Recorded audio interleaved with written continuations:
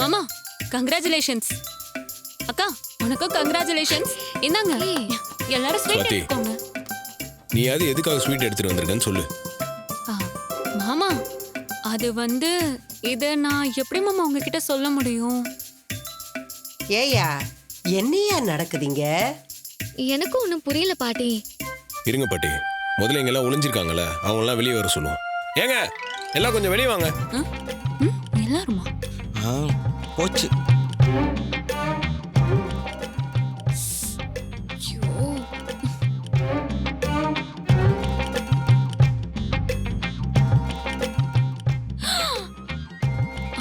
அப்பா அக்கா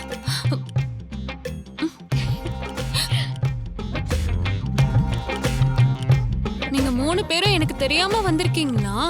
என்கிட்ட சொல்ல வேண்டியதானே, நானும் உங்க கூடயே வந்திருப்பேன்ல.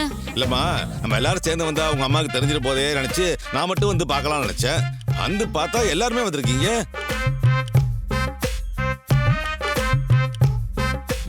இப்ப அத்தை கிட்ட மாட்டினா என்ன பண்றது? முதல்ல நீங்க எல்லாரும் எதுக்காக ஸ்வீட் எடுத்துட்டு வந்திருக்கீங்கன்னு சொல்லுங்க. என்ன மாப்ள தெரியாத மாதிரி கேக்குறீங்க? நீங்களும் ரேவதியும் அப்பா அம்மா ஆக போறீங்கன்னு சந்தோஷத்துல நாங்க இங்க வந்திருக்கோம்.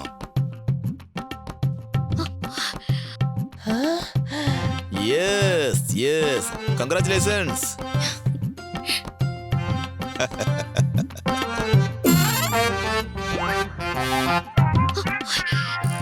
ஏய் என்னப்பா சொல்ற? என் பேத்தி உண்டா இருக்காளா? ஆத்தா மகமாயி பராசக்தி. பாட்டி பாட்டி ஆ? இருங்க இருங்க, இங்க என்ன நடக்குது? எனக்கு ஒண்ணுமே புரியல. நான் உண்டா இருக்கேனா? இது உங்களுக்கு யார் சொன்னது? வேற யாரு? ரேவதி தான். நானா? நான் எப்பப்பா உங்ககிட்ட சொன்னேன்?